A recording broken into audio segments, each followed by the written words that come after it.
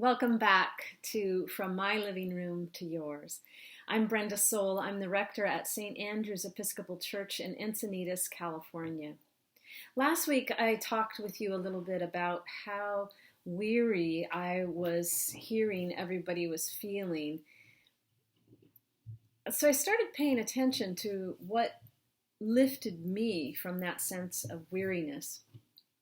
I realized that some of the calls I was having with family and friends did, in fact, give me a way to vent, to commiserate, and realize I was not alone. And it's good to express those frustrations. But instead of rejuvenated me, it simply felt like it was re-traumatizing me. In contrast, I was a part of two different calls last week that were refreshing. One of them was the Women's Salon I belong to. Each month we get together to talk about a topic. This month we decided to tell stories of our family vacations. So as you might imagine, not only were we laughing, but we also discovered points of resiliency in those stories. Without knowing it in our everyday lives, we are resilient. We move through the difficult times, which is why another call was very refreshing to me. I talked to my writing partner. We get together every few weeks to share stories that we've been writing. And this month I shared a story about planning my mother's funeral and the funny things that happen at the bar that she used to run.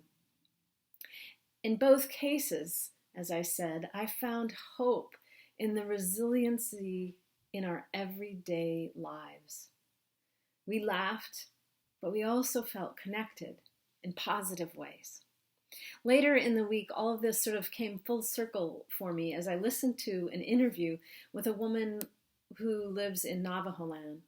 She said that they are struggling because they don't have enough health care, because some people are living without electricity and can't store up food, and they have children who've never experienced such a hard time.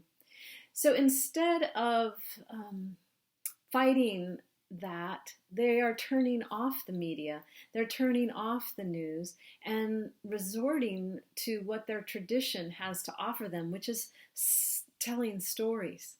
They are telling the stories of their strength, of the times that they or their ancestors made it through a difficult time, so that the new generation has hope. We do that in our Christian stories. Our scriptures are full of people like Ruth, or Moses, who complained he had a twisted tongue, or the Apostle Paul and the way he was tortured. They all have stories about how God helped them through. When it looked like there was no way out, when it looked like there was no end to the calamities they were facing, God got them through.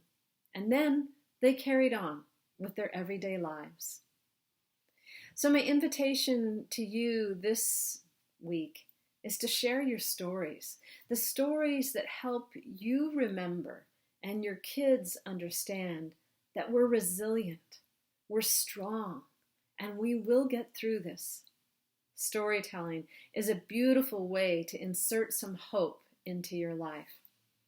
Until next time, blessings on your day.